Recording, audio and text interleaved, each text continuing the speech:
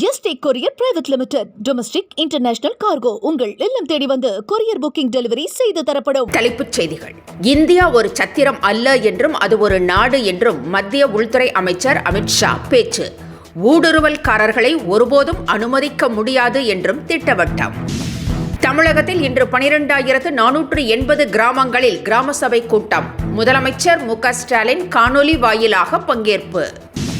41 பேர் உயிரிழக்க காரணமான கரூர் சம்பவம். உடற்கூராய்வு செய்யப்பட்டது குறித்து தமிழக அரசுக்கு உச்சநீதிமன்றம் கேள்வி. பல கட்சிகளுக்கு சென்று வந்தவரை மாநில தலைவராக்கிய காங்கிரஸ் நாளுக்கு நாள் தேய்ந்து வருவதாக இபிஎஸ் விமர்சனம். தனது கார் வழிமறிக்கப்பட்ட நிகழ்வு ஒரு திட்டமிட்ட சதி என்று திருமாவளவன் குற்றச்சாட்டு. ஆர்எஸ்எஸ் பிஜேபி பின்னணியில் இருப்பதாகவும் புகார். இனி விரிவான செய்திகள். இந்தியா ஒரு சத்திரம் அல்ல என்றும் அது ஒரு நாடு என்றும் மத்திய உள்துறை அமைச்சர் அமித்ஷா தெரிவித்திருக்கிறார். பாகிஸ்தான் வங்கதேசத்திலிருந்து வரும் ஊடுருவல்காரர்களால் இந்தியாவில் முஸ்லிம்கள் மக்கள் தொகை அதிகரித்திருப்பதாக அமித்ஷா கூறியுள்ளார். மேலும் ஊடுருவல்காரர்களை தடுப்பதே எஸ்ஐஆரின் நோக்கம் என்றும் கணிசமாக குறைந்து கொண்டிருந்த இந்துக்களின் எண்ணிக்கையை பாஜக அரசு மேற்கொண்ட நடவடிக்கையால் தற்போது உயர்ந்திருப்பதாகவும் அமித்ஷா தெரிவித்திருக்கிறார். தமிழகத்தில் இன்று 12,480 கிராமங்களில் கிராம சபை கூட்டம் நடைபெறுகிறது. இதில் வழக்கமான மக்களின் அடிப்படை தேவைகள், எதிர்கொள்ளும் பிரச்சினைகள் குறித்து ஆலோசிக்கப்படும். மேலும் ஊர் மற்றும் சாலைகளுக்கு சாதி பெயரை நீக்கியது தொடர்பாக ஆலோசிக்கப்படும். இன்று நடைபெறும் கிராம சபை கூட்டங்களில் 10,000 கிராம கூட்டங்களில் முதலமைச்சர் மு.க. ஸ்டாலின் காணொலியில் உரையாற்றுகிறார்.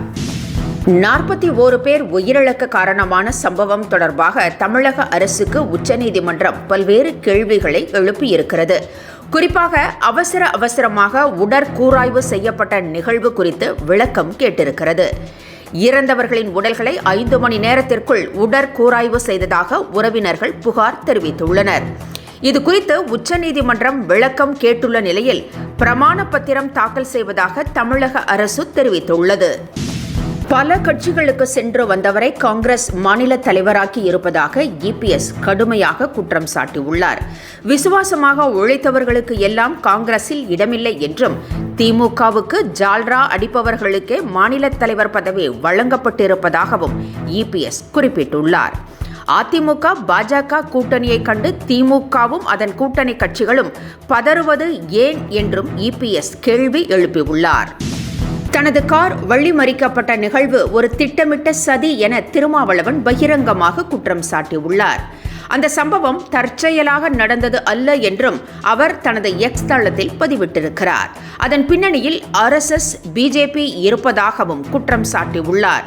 இது குறித்து தமிழக அரசு வழக்கு பதிவு செய்ய வேண்டும் என்றும் செய்தி ஒளிபரப்பிய ஊடகத்தினரிடமும் ஐயமற்ற விசாரணை நடத்த வேண்டும் என்றும் திருமாவளவன் வலியுறுத்தியிருக்கிறார்.